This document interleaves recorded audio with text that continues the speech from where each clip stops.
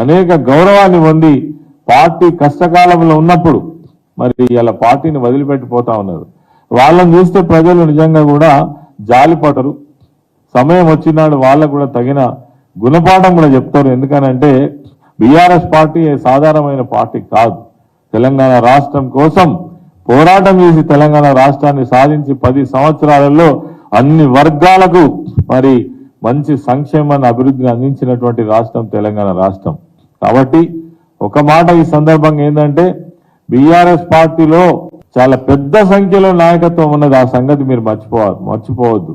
ఏదో BRS party కాలవుతుంది కాదు. ఒక్కొక్క నియోజకవర్గంలో మీరు అవకాశం ఇస్తే నలుగురు 5 పోటీ చేసేటువంటి సత్తా కెపాసిటీ ఉన్నటువంటి party BRS party. BRS party ఎన్నటికి కూడా కాదు.